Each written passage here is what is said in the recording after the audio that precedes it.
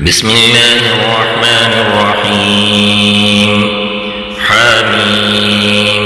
تنزيل الكتاب من الله العزيز الحكيم.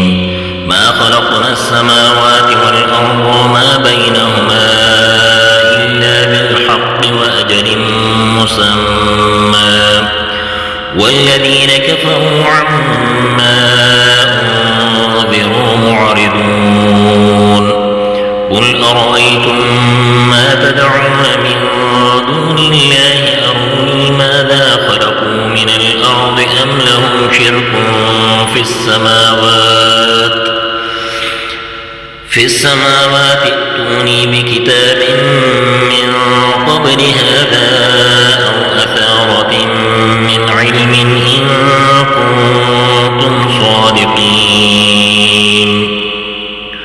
ومن أضل ممن يدعو من دون الله من لا يستجيب له إلى يوم القيامة وهم عن دعائهم غافلون. وإذا حشر الناس كانوا لهم أعداء وكانوا بعبادتهم كافرين. وإذا تتلى عليهم آياتنا بينات قال الذين كفروا للحق لما جاءهم هذا سحر مبين.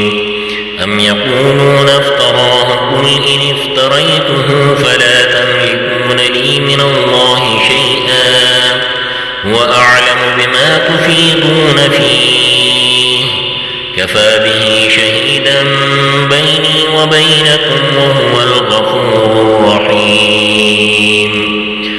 قل ما كنت بدعا من الرسل وما أدري ما يفعل بي ولا بكم إن أتبع إلا ما يوحى إلي وما أنا إلا نذير مبين.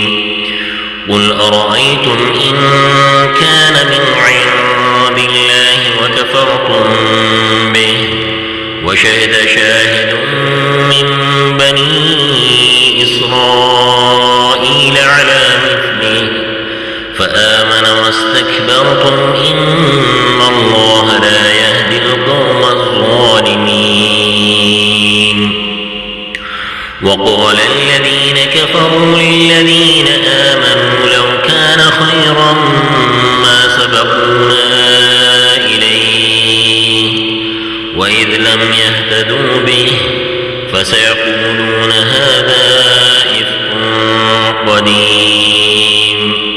ومن قبله كتاب موسى إماما ورحمة وهذا كتاب مصدق لسانا عربيا لينذر الذين ظلموا وبشرى للمحسنين. إن الذين قالوا ربنا الله ثم استقاموا فلا